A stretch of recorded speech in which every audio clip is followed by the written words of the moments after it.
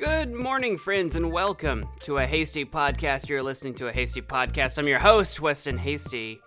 Welcome. It is December now. Hello.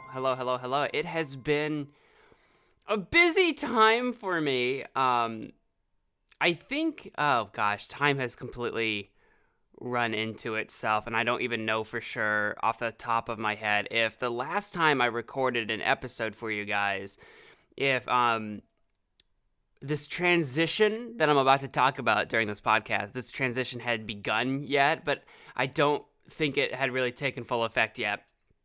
And so I'm going to be talking about a recent transition in my in my life that has just completely thrown my last week or two out of balance and has completely derailed me, and I'm exhausted.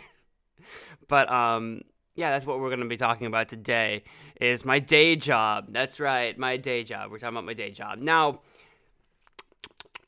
I have to I've never been under an NDA from my day job before, a non-disclosure act or agreement or whatever, non-disclosure agreement. I've never been under one of those before. I can say whatever I want. I've just never wanted to talk about my day job too much.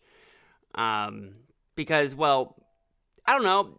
I work in a small town, and it's possible that, like, if I talk about my work too much, it could get out, and I'm still there. It's one of those things where, like, if I weren't still working there, I could say anything. I wouldn't worry about it, but I still work there, so I can't really say certain things and feel comfortable about it, because I don't want people taking things the wrong way.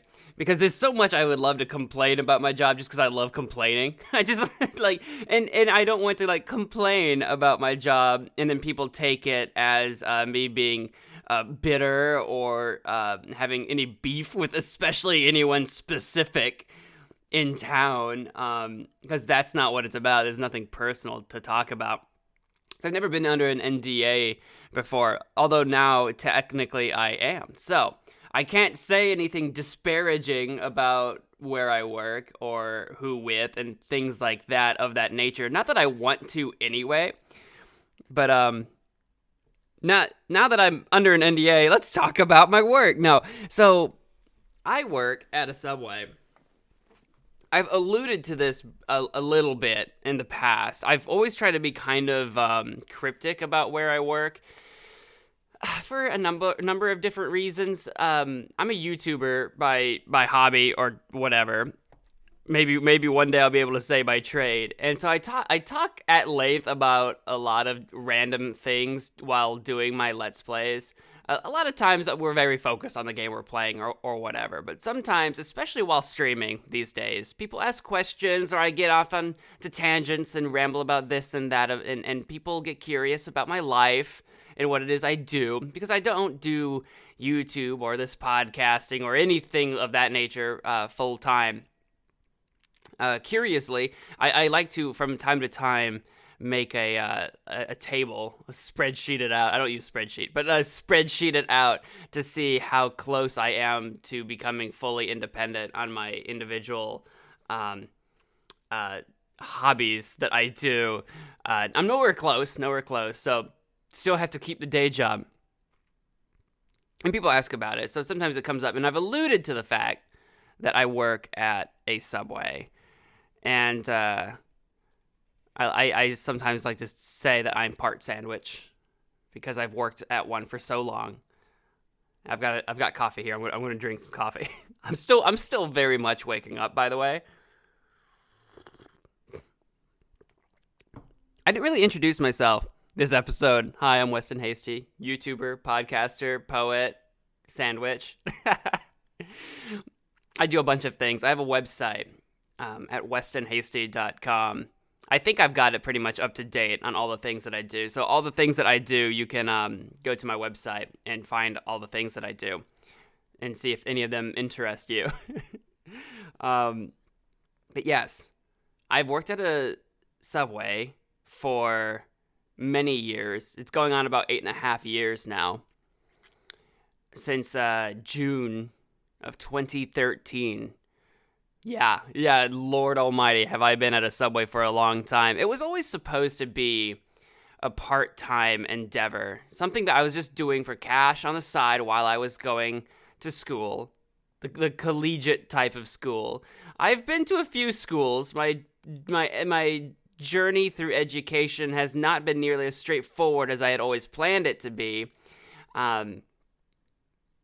for a number of different reasons that I think I have yet to fully unpack with myself, because especially in my early years of collegiate education, I was not in a great mental headspace, I think, not a prepared headspace for the work and dedication required to do what I needed to do to get through it.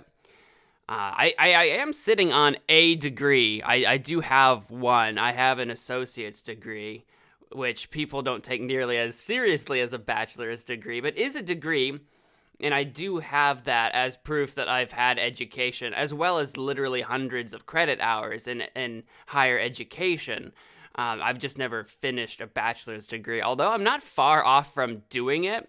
I took quite a break from college to work more on myself, my work, and YouTube, and just, take a break from education. I'd been doing education all my goddamn life, and I think I was burned out from doing it, basically, from the mundanity of every day going in and sitting on a desk and having the teacher or professor talk to you and reading books and writing essays and taking quizzes. And I think eventually I just was just done. I was just fed up with it and stopped, for a number of reasons, a lot of which had to do with just poor mental health in terms of how I viewed myself, how happy I was, or really the lack thereof, and I didn't realize exactly how depressed I was throughout different points in time throughout my history, because I wasn't really unpacking myself. I wasn't learning about myself. I mean, I've always been learning something about myself, but I wasn't learning about my mental health self for a long time, and so that made my education a struggle. And trying to decide what it is I wanted to do with my life was difficult when I didn't want to do anything because I was depressed. I wanted to do nothing. There was nothing I wanted to do. So it all just felt like, wasting my time and just toiling away and just spinning the wheels, as it were. Didn't realize that was probably one of the biggest things holding me back, was actually the fact that I just needed to probably go get help. And I didn't do that. So anyway, that was a bit of a side tangent. The point is, I started working at a Subway because I needed cash on the side while I was going to school. And the idea was that I would probably only work there for a year or two while I finished up school, right? At that point, I had been a year into school. I was halfway to my associate's degree, and I figured that I only needed about 3 more years of education, have a bachelor's, be off doing probably some kind of engineering work. That's what I was going to school for at the time, was some kind of engineering. I forget exactly which one at that point, because I was still getting my associates, so you don't usually go full hog into a lot of the deeper end engineering stuff. But I was starting down the road of nuclear or civil engineering and that sort of level of stuff. I've always had a passion and interest in nuclear everything. I always mention nuclear engineering or nuclear physics, and people are like, bombs? And I'm like, no, not bombs, but yeah, that is an aspect of the nuclear history, isn't it? But nuclear power especially, always been very interested and fascinated, and a huge advocate for nuclear power. As anybody who knows me in real life could probably tell you, that if we ever go on a tangent for any reason to do with the world energy crisis, I won't stop talking about nuclear power and how safe and efficient and highly effective it is, and compared to every other power source that isn't literally wind and solar, it's extremely green. But anyway, that's not what this episode's about. If you disagree with me on that, try to just not worry about that, because that's not what this episode is about. If you agree with me on that, then you're right and you know what I'm talking about. No.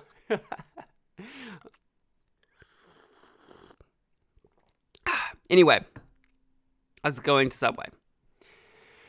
Started as part-time work, working at night. I I don't remember how many hours I started picking up right away when I started there. I had about a week of training during the day. Somehow we squeezed that in, probably over a break or something. I don't really remember, because somehow I worked, if not the full 5 days, like a few days during the day to like figure out how day shift works. And I worked a week or whatever training at night, figure out how night shift works. That way you kind of know how the entire flow of a whole day works there. So you have a better idea of how to work during the night if you're working during the night, and then how to prepare for a day shift the following day. Even if you're not going to be there, you know how to have day shift ready to go in the morning, that kind of thing. Trained under a particularly, what's the word I'm looking for?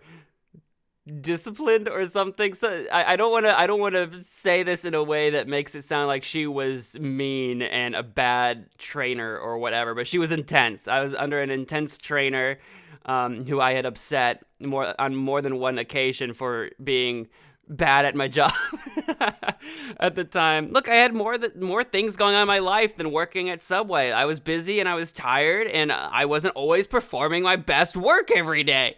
All right. So anyway, that, and I also had a lot to learn. My understanding of what it meant to work at Subway was wrong before working at Subway, and as is often the case when people come to work here for the first time ever, they expect us to be dead with nothing to do. We just make a handful of sandwiches, clean up a little bit, and it should be a really easy job. Now, I can't speak for other Subways. I've only ever worked at the one, but we are one of the busiest Subways in the actual state, and I'm not kidding. I've seen the numbers. We are busy. We are a high volume store. We go through an absurd amount of food and sales, especially relative to the area that we live in. We have a community that is highly supportive of its local business, basically, and we're very well supported. Mom and pop Subway shop, just owned by a mom and dad, a husband wife duo. I say a mom and dad because their daughters also worked at Subway, and I knew them because they were around my age. But anyway, owned by this husband wife duo, right? They only owned the one Subway, so this was their one Subway. This was their one restaurant, their one baby, right? So like they took big care of it. They literally worked there themselves. You know, knew everybody in the community, worked with everybody. We had and have a relationship with the area schools and hospital to do and factories to do lunches and stuff for them. And you know, we have these standing orders. It's a huge thing, right? That's how we keep busy. Is that we're a very down to earth, very local, very mom and pop shop feel to us, despite being a Subway. So we still have that name brand recognition when travelers come through looking for someplace to eat, but then we also have an at-home feel as a sort of independent sub shop would be. So anyway, I began working there, and as my as one thing or the other in my life sort of fell apart, and my understanding and clarity of where I was going with my life and education sort of fell apart around me, I ended up working at Subway longer and longer because I was doing school for longer and longer than I thought I would, and eventually took on more responsibilities at work at Subway and made myself more available during certain times and that kind of thing. All at the same time. It's kind of wild to think about it at the time, because I was in the early days of working at Subway. Subway was my first job that I had that didn't involve like my dad being my boss. I had another job, but like my dad and I had taken over this like business of running a concession stand for the local ball field. So like he and I were kind of like partners at running it. More than like he was my boss. We both ran it more than anything. But if you could say I had a boss, he would be it. He would be my boss. And before that, I didn't really have a job. I always did the concession stand stuff. I did that for years throughout my high school, my summers throughout my high school years. So It was good money because we were running it. We got commissioned on basically all the stuff we sold, and it was good money, especially for a high schooler who didn't need much money, money to spend with friends or going out to eat on occasion or whatever. The vast majority of it I saved and put away, and then I would occasionally buy a video game with or whatever. But I was never someone who bought a lot of stuff. I didn't spend a lot of money with my friends. If we went out to eat, I was very frugal with myself. If I bought a video game, I didn't do so very often. I often waited for holidays, like my birthday or Christmas, for games and that kind of thing. So there weren't a lot of games I was spending it on.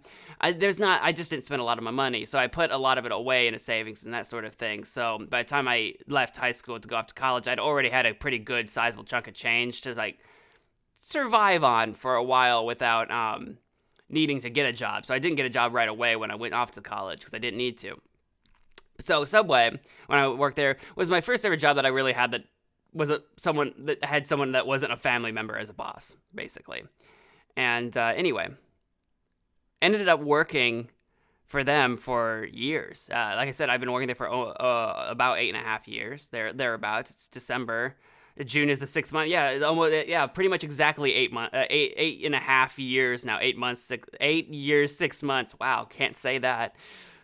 Wow, what a long time. But as of just a couple of weeks ago, this is why this is important. As of a couple weeks ago now,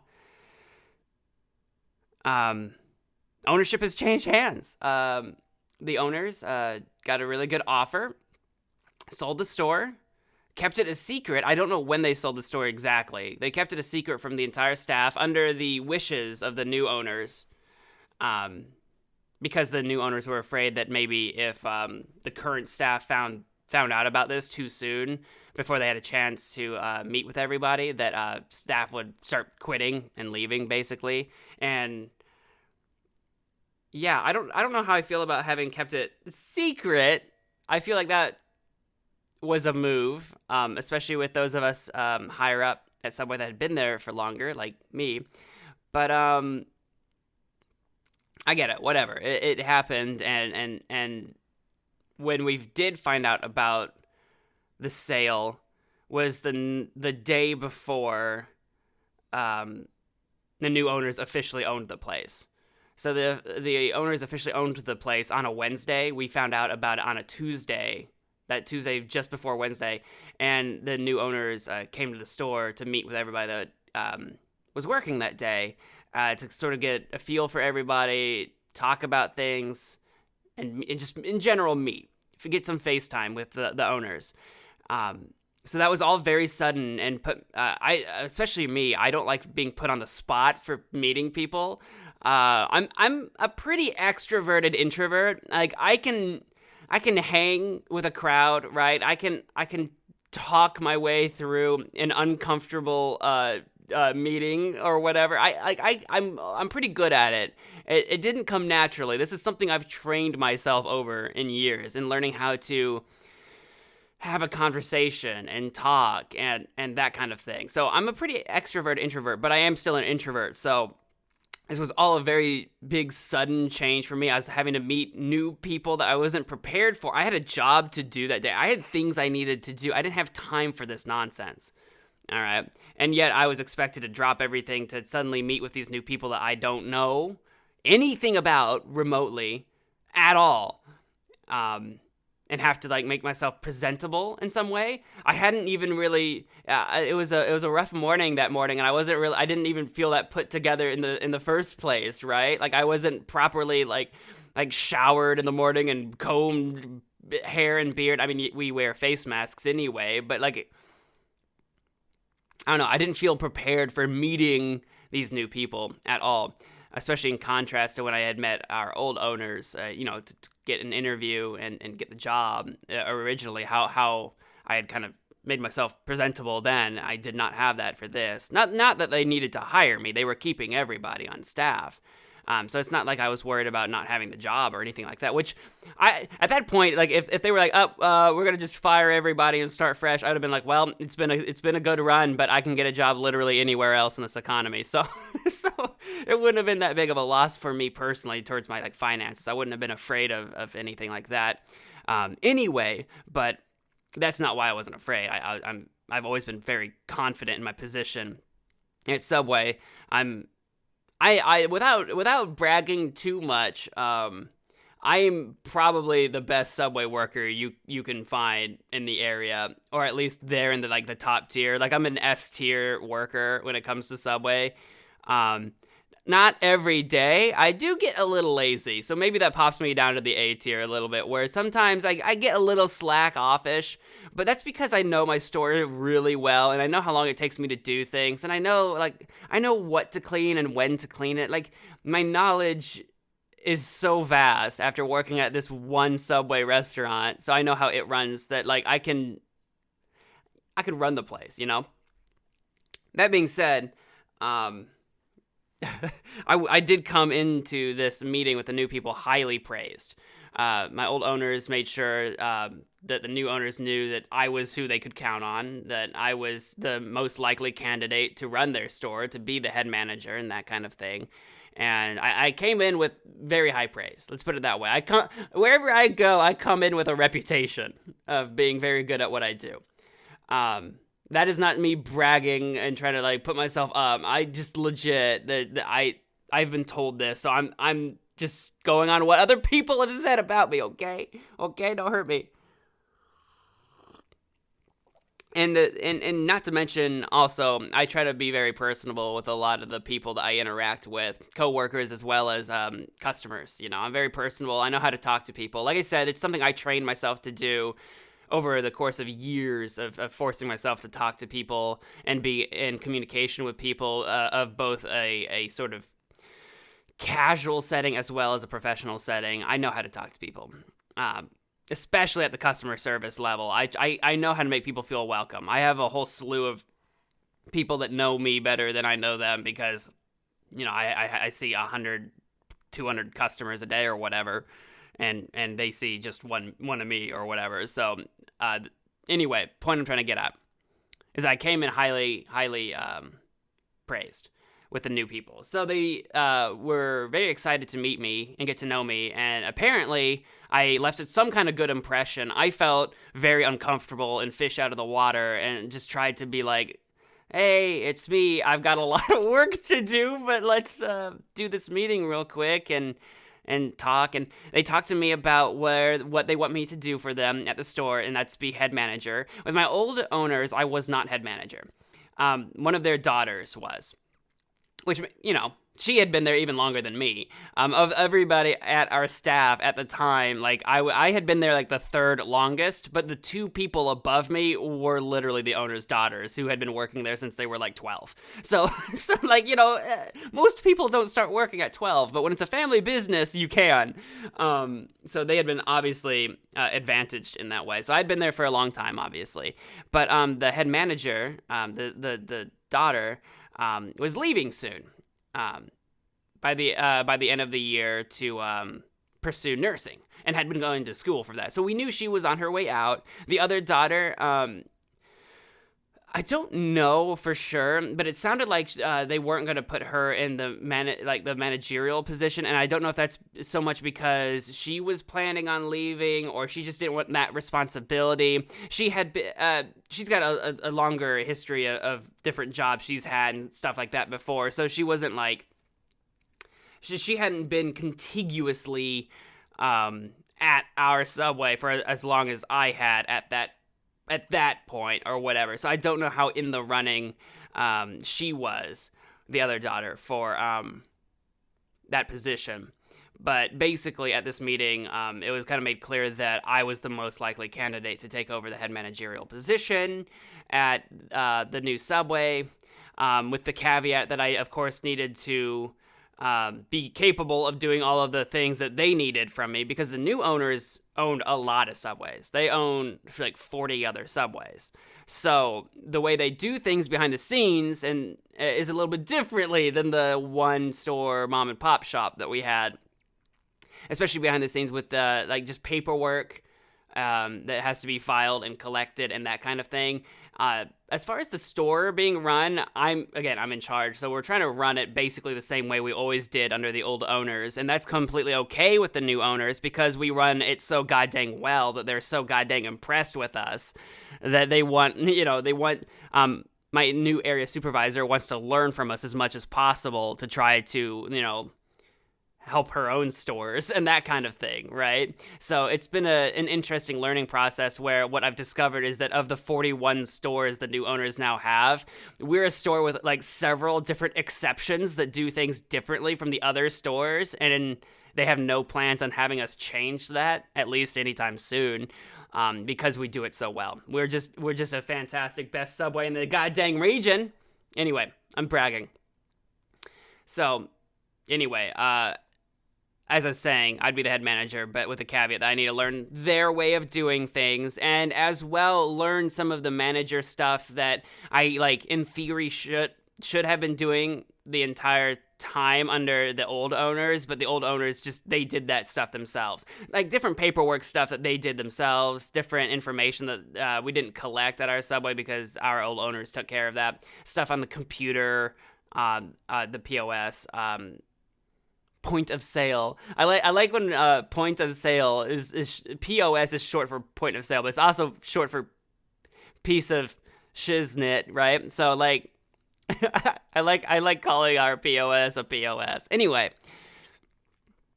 so there's a lot of stuff that I still needed to learn that the old owners always did that I needed to now learn how to do and take over. But I'm a pretty quick study, and like I said, I've been doing this for a long time. So like a lot of the stuff that I needed to learn to do is stuff that just needed explained. Oh, you got to do this, and you didn't even have to explain to me why I needed to do it. It's like, oh, okay, that makes sense because we need to know this, that, and the other. So this is the thing that our old owners always did themselves that we just never did. Okay, got it. I know how to do it now. Explain it to me once, and I have it. So my area supervisors have been very happy about how easygoing I've been with everything. And I mean, I am a pretty chill person. I try to not be super stressed at work. I hide my stress very well. Everyone I have ever interacted with that's been in a position higher than me, my old owners, managers, the new people, all talk about how easygoing and chill I am and how I like stress doesn't even bother me. That's not true. I'm just very good at managing it in general at work. I do show my cracks every now and again, but I'm usually pretty good at maintaining my cool there. It's just something you learn to do when there's a lot of customers or a lot of chaos and things are falling apart, and you just take one thing at a time and just whittle away at your list of things to do until it's done. Anyway, everyone's been very happy, and so the transition to me being sort of head manager has been taking hold, and that has kept me very busy. As you might expect, it's a transitionary period where, the ownership is transitioning. My responsibilities are getting a little bit bigger. Of course, I'm being compensated for that. And because I'm at a Subway with a lot more employees, I'm getting more benefits and stuff than I ever did with the original owners. I miss the original owners. They ran a really good Subway. Love them to death. They're awesome people. I have no regrets having worked for them. No. That being said, now that we're a part of a chain of a lot more Subways, there are a lot more resources available to me, and that includes in terms of like pay and benefits and that kind of stuff, as well as a support network with the other managers, my supervisor. There's just a lot more here. So, in theory, this change is good for me and good for the staff and all of that, in theory. So, I've kept busy as you might naturally expect from all of those things. All of those things you might naturally expect would keep me quite busy, but, it's not that crazy busy, right? Well, over the last 2 weeks, it's been rough. Already, already we have been in dire need of additional help trying to hire people and keep people. We have a small staff as it is, and we want a few more people. I want to hire at least 3 new people.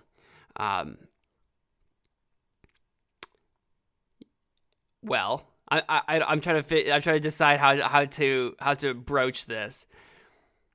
Let's put it this way: the daughters of the old owners, after this transition, kind of didn't have it in their heart to stay any longer. Let's put it that way. The previous head manager, who was kind of losing that position to me, which I don't think bothered her, because she knew it was going to happen sooner or later, that she needed to train me on all the stuff that she used to do and that kind of thing. She knew that was going to happen eventually, because she was, like I said, on her way out by the end of the year anyway. Decided she didn't really have it emotionally and spiritually in her any longer to make it to the end of the year now with the transition. She announced her departure and that she would be going. Didn't give me quite 2 weeks notice. About 1 week. Could have used 2, but okay.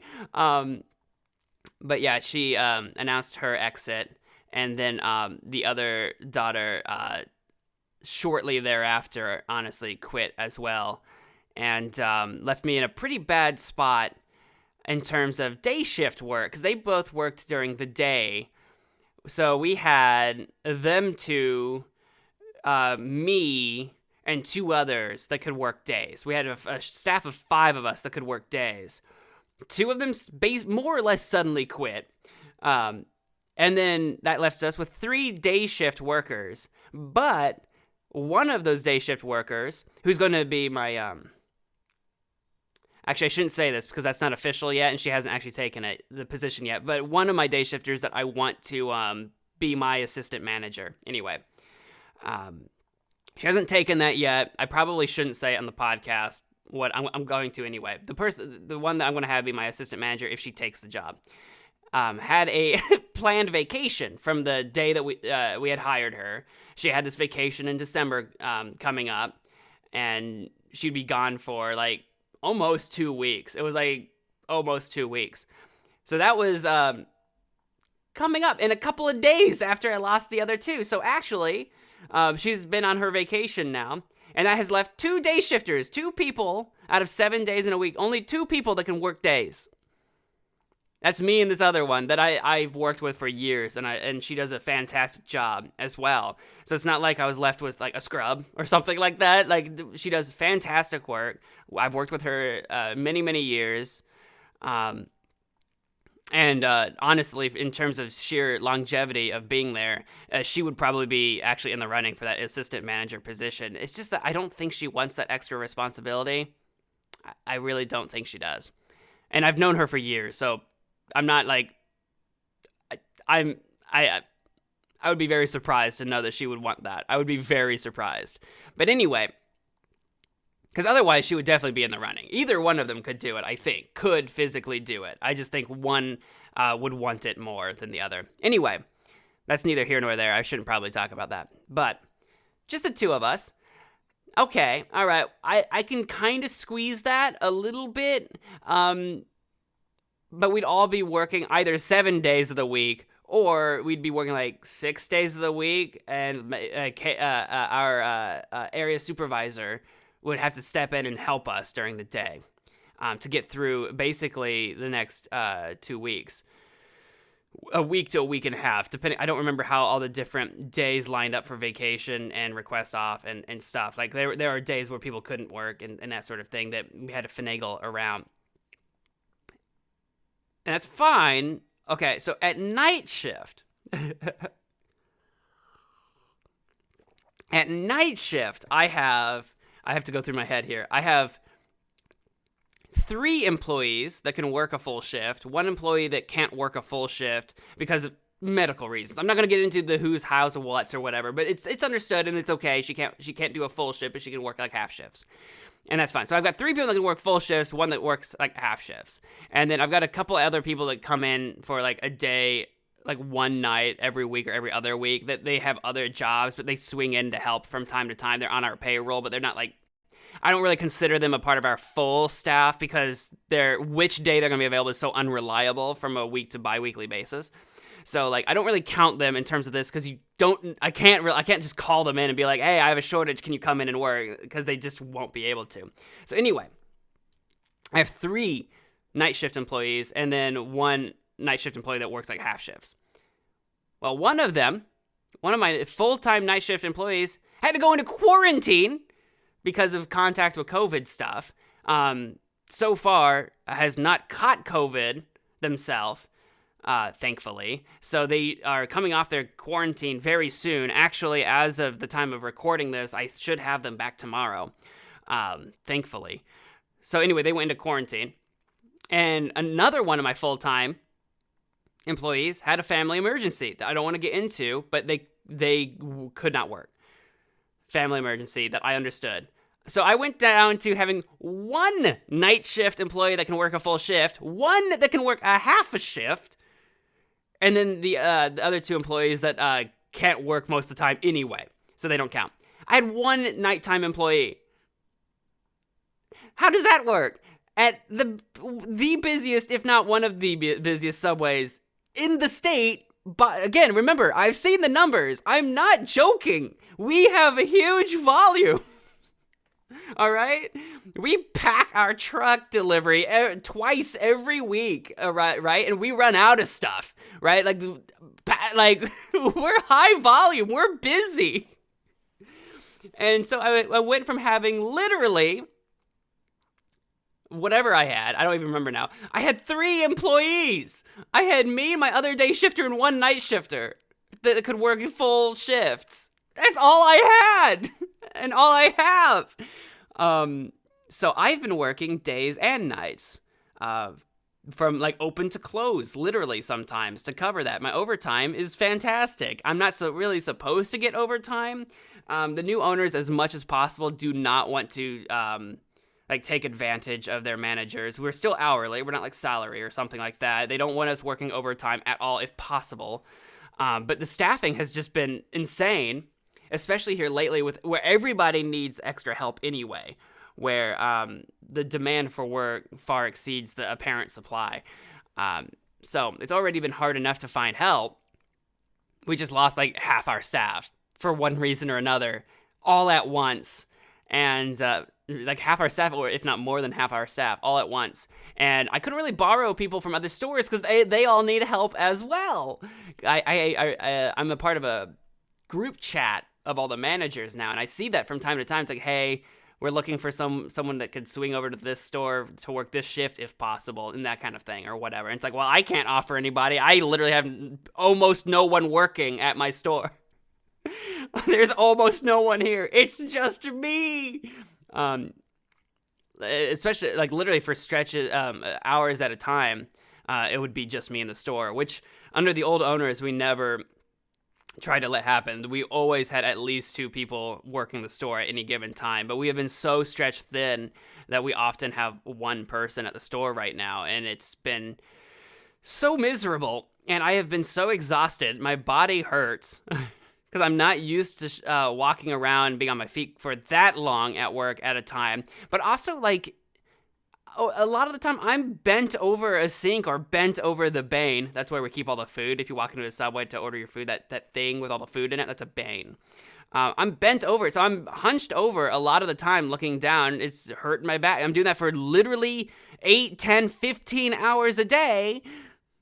Yeah, you heard right, 15 hours a day bent over like that. Not good for the back. Not to mention getting the store cleaned and sweeping and dishes and just all of it. So I've been very busy. So the last week or two, it's the way it kind of worked out is closer to a week and a half, but more than the 2 weeks. It's closer to a week and a half. I've been very busy. I had to basically put a complete halt on everything else that I was doing outside of work that wasn't work. Like, I had to stop doing my YouTube. Like, I got a couple streams in, and then I was like, I have to postpone all my other streams. I can't get off work and get home at, like, midnight and stream because I have to be awake at 5:30 in the morning. I'm already not getting enough sleep. Which actually, side tangent, I recently decided to treat myself and I bought a smartwatch. It's this is not sponsored as well, but for those that are curious, it's the Samsung Galaxy Watch 4, I think is what it's called. I'm not big into the wearable technology world enough to remember what everything's called or whatever, but it's not the classic one. It's just the regular one, the aluminum body one instead of this stainless steel one. And it doesn't have that like cool little physical bezel, whatever, that little rotatey bit on the watch. So it's the like the lesser one of the Galaxy 4 watches for anyone that's interested in this kind of thing. I got it really well discounted because it was an open box product, but like it wasn't even used. It was just open box. So it was like more than half the price of getting a Galaxy Watch 4 Classic or whatever, the nicer one. It was more than half. It was less than half the price. So I was like, this is my first smartwatch. Let's do that one. I came into the store prepared to spend a couple $100. We'll do this. That's fine. It wasn't much more expensive than the Galaxy Watch 3s, which none of them were available at the time. They probably sold all of them that they had in their stock at the time. None of them were available, but I could see the price stickers where they were, and this one wasn't much more expensive than those, to be honest, and this was the current generation. So anyway, the reason I bring this up is because I recently bought this watch, and it has a function where I can wear it to sleep, and it like tracks your sleep or whatever. And I've been recently trying it because I've been very curious about the quality of my sleep. Turns out it's crap. It's really bad. Last night, I'm not working today. I actually finally have a freaking day off. And I managed to get 5 hours and 41 minutes of sleep. But of that, it tracked that 38 minutes of that time was spent awake. Great. I had an hour and 5 minutes of REM sleep. I had 3 hours and 19 minutes of light sleep. And only 39 minutes of deep sleep. So not very much. And I've only tracked my sleep one other time. Can I look that up from my watch? I might have to go to my phone to see my history. I don't remember. But the first night I tried it out, I forget what my total hours of sleep were. It was like 3.5 or something like that. But I spent 2 minutes in deep sleep, according to it. I was like, I spent 2 minutes in deep sleep. Man, I do not sleep very well, do I? Anyway. That's the point I'm trying to get at, is that what sleep I get usually isn't great anyway. So I'm in desperate sleep deprivation mode, basically. For just a person that works at a goddamn sub shop. I'm not a soldier out on the battlefield that should be like at 100% stress level at all times or something like that. I just work at a sub shop, man, and I do not get enough sleep. Like, this is not okay. But anyway, I need to figure, that's a personal problem that I need to figure out some kind of work-life balance thing to get better sleep. But I think it's been nice to have this watch so I could like physically see just how bad my sleep is, because I've known that my sleep has been bad. I know I don't always get enough, but even when I get like quote unquote enough sleep, if I get a 7 or 8 hour sleep in, I know it's not good quality sleep because I'm never rested. I'm never rested. I tell people all the time, like, man, I wish I knew what it was like to wake up and be ready for the day, right? Like, people that, does anyone ever go to bed and then wake up actually feeling rested? Feeling like, yes, I got sleep. I wake up feeling sometimes worse than I did when I went to bed. Right? I hate naps. Naps especially. If I go down for a nap, for like a 2-hour nap, when I wake up, I feel worse. I have never gone down for a nap and woke up feeling better than when I started, ever. I have never felt rested after a nap. I've always felt dead, exhausted, and frankly ready for bed. I hate naps. I hate naps so much. And I want to like them because I honestly desperately need one. I would like to like squeeze a nap in after I get off of work. So that like a 1 hour nap, like a 30-minute 1 hour cat nap. I wish that was something I could actually physically do, because then maybe I could have like a little bit more energy to get some of my extracurricular stuff, right? My hobby stuff, my YouTube, my streaming. I have a little more energy to do that into the evening and then go to bed, right? I would love to do that. I want to have an after work nap and then do my evening work, and then do my stream, and then go to bed and wake up and go to my actual work. I would love to do that. That's the schedule I want, and I've tried to do that, and I can't do that, because if I go down for my nap, one of two things happen. One, I wake up feeling far more exhausted than when I went down, so it was pointless in the first place. Or two, I don't nap for half an hour. I nap for like 5 and have to like get no work done or skip my stream or what. I'm so frustrated. I'm so frustrated with my sleep life. My sleep life is abysmal. Anyway, the point I was trying to get at with all this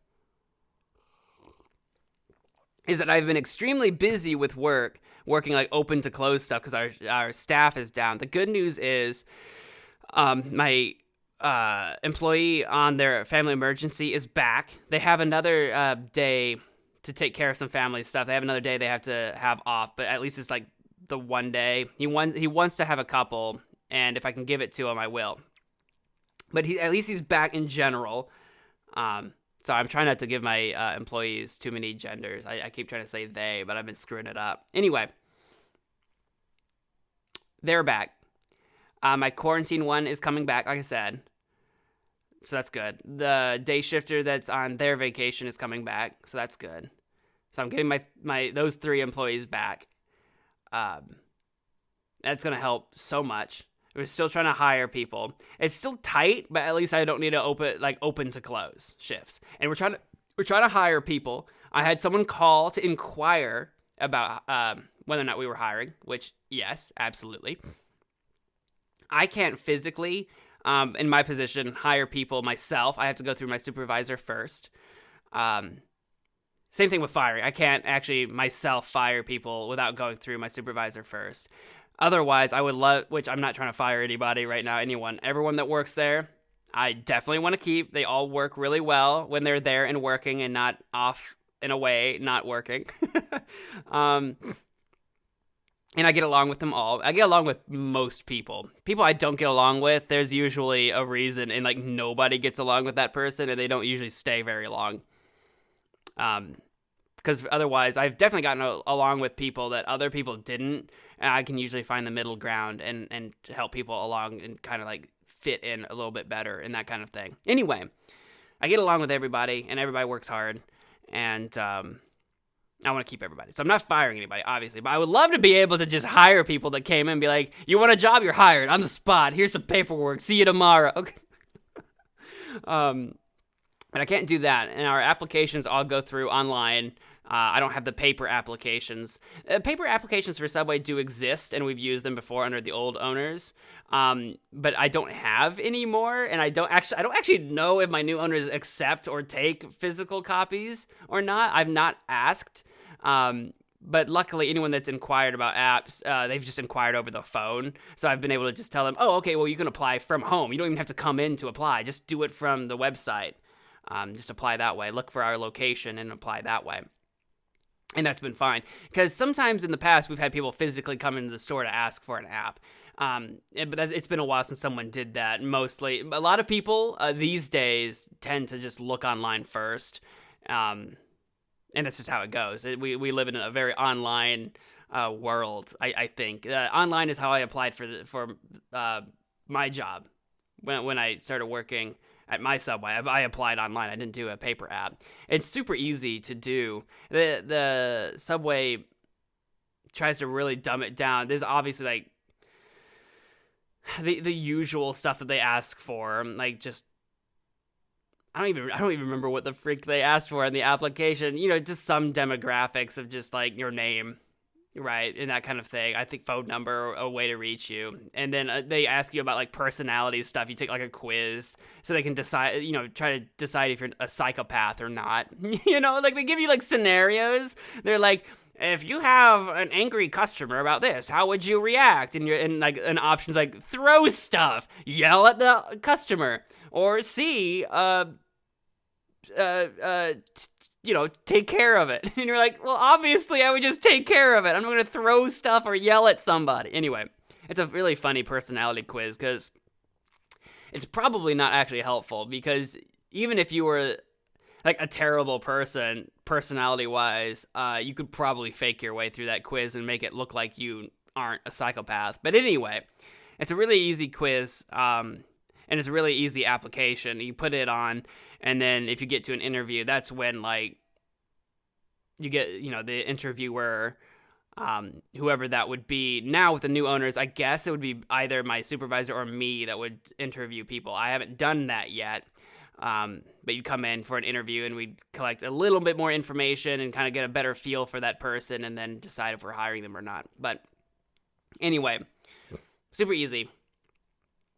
Hopefully we get some more applications. Hopefully we hire some people. I want at least 3 new people. I would like another day shifter. Since we lost 2 day shifters, I want another 1 at least. And then at night, for flexibility, because a lot of our night staff in general tends to be high school kids from the local high school, looking for part-time work. So it's a smaller town, so a lot of them are involved with extracurricular stuff, aren't available all the time. They all have homework to do, so I try not to overwork them. I try to limit how often throughout the week we work them. Unfortunately, because of the staffing lately, I've been working them a lot, and I feel bad. I keep letting them know, like, listen, I want to reduce your hours as soon as possible so you guys aren't burnt out. Because everyone that's working at night, they want, some hours for money and that kind of thing. But right now I'm working them so much that I'm getting to the point where they're asking for less. They're like, this is just more than I can handle between school and work right now. And I'm like, I know, I'm sorry. And I appreciate you being here and working with me. We've all been everyone's been very understanding. Everyone's tried to cover shifts. Everyone's tried to work more to help. Everyone's been very helpful. And I'm very grateful for our current night shift staff. Night shift staff. I'm very grateful for them. They've been very accommodating for the store when the store really isn't their responsibility. If they really wanted to, they could just walk away and forget the whole thing. But they've all been very accommodating, actually, for the store, and I'm super grateful for them. And I'm trying to get them less hours. I'm trying to work them less and pay them less because it's too much not pay them less per hour. Actually, I'm trying to pay them more per hour. I'm getting them all raises. They're all getting more money. I'm just trying to work them fewer hours because they're going to burn out. I don't want them to burn out. I want them to do well in school. I want them to still, be high school kids. Still have some kind of social life. Still be a kid while you still can. So I'm trying to hire at least 2 more night shifters so I have more flexibility there, and at least 1 more day shifter. We lost 2 day shifters, so I wouldn't mind getting 2 day shifters back, but we can swing it with 1 more. I would like 1 more for sure. At night, I can swing it with the current staff if they had no lives and didn't care about the schoolwork. They're fine, but I don't want to do that to them. So I want 2. I want 2 more so I can work them all much, much less. Anyway. That and also my occasional, every other week people. Eventually, they're going to, cycle out. This is just extra cash for them. I think one of them announced that they're going to be putting their 2 weeks in, and they'll be done anyway. So that opens up, a day or 2 every week or every 2 weeks to open up. And then the other one hasn't announced their exit yet, but they're just doing this for some side cash, and they might basically at any time decide that they don't need it anymore and move on. So there's a few more hours at night that would need picked up eventually anyway. So that's what we're doing, trying to hire people.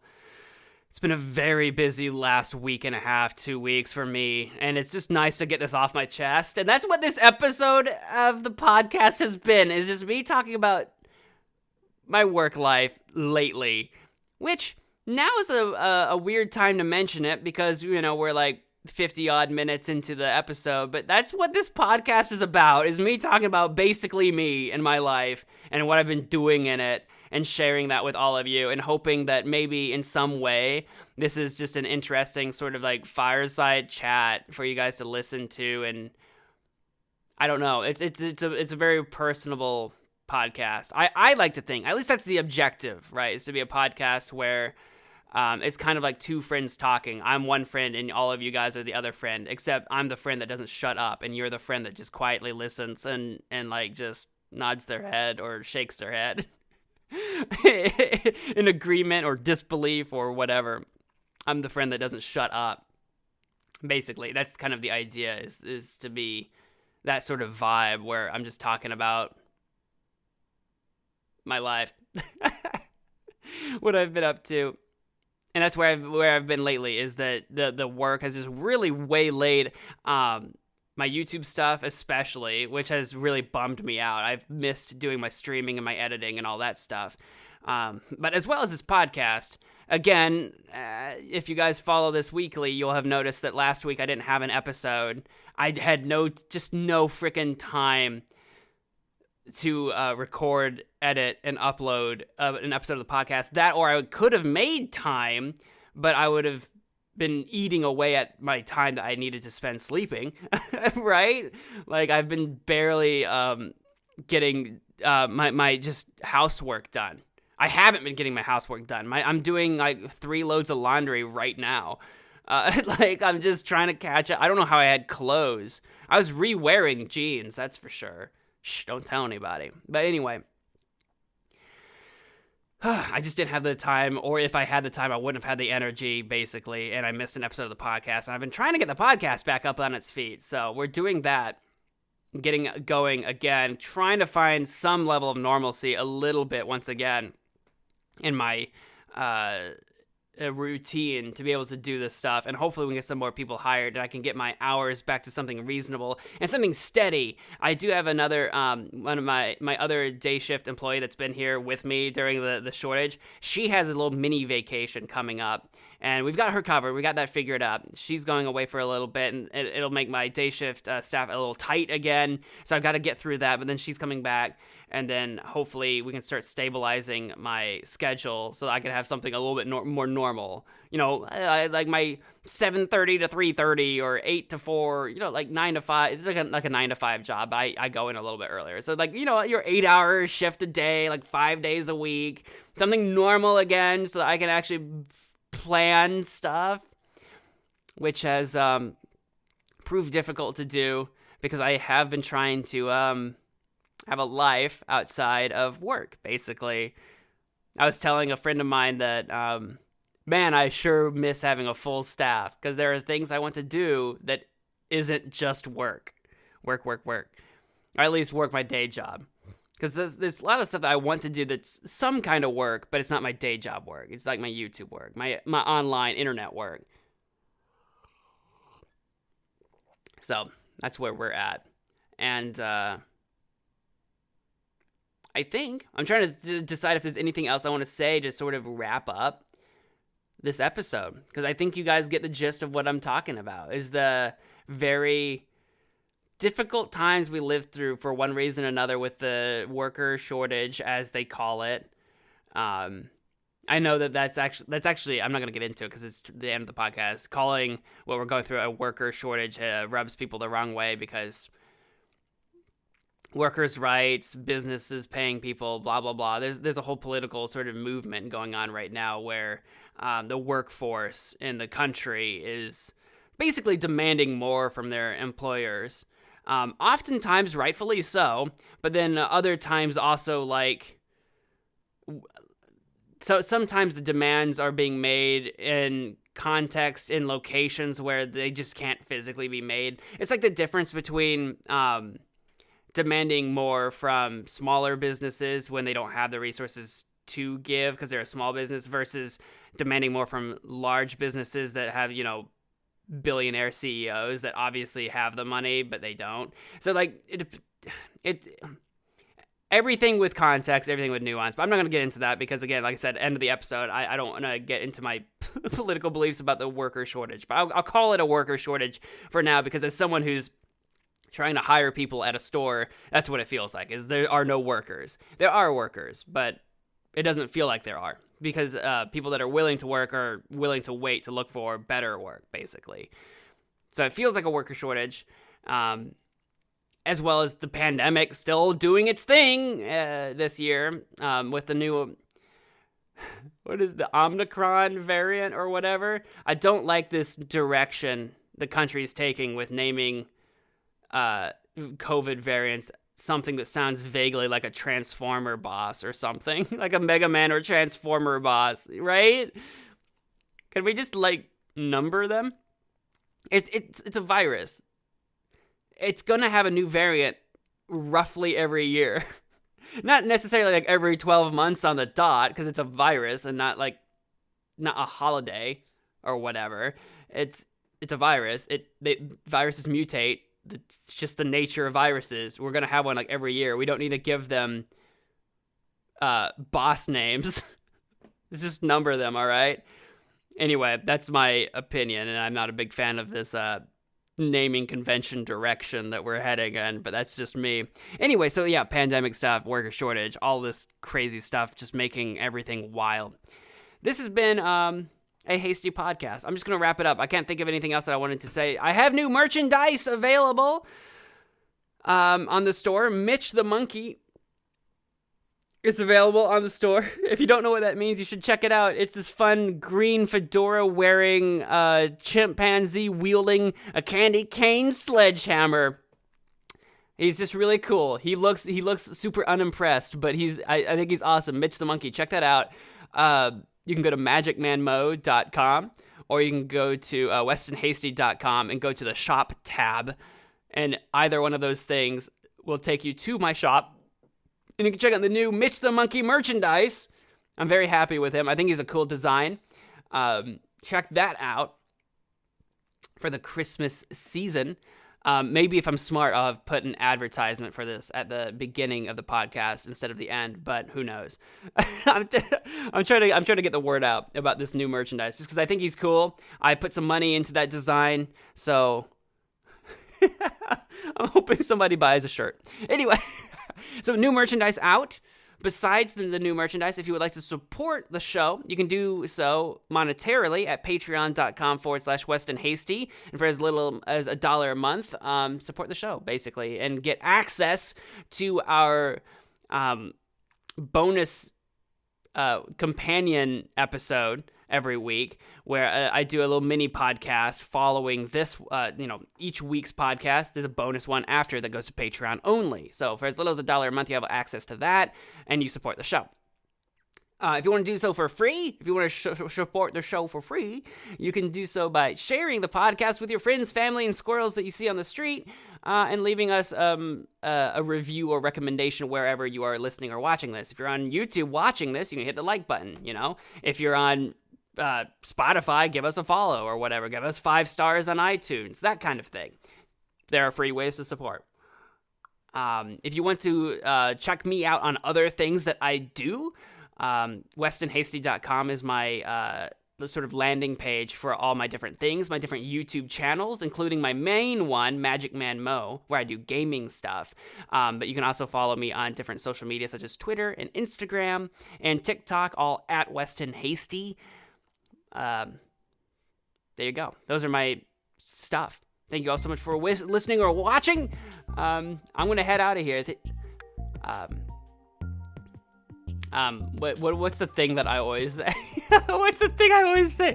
Until next time, take care of yourselves, take care of each other, and wash your hands. I'm out of here. Bye.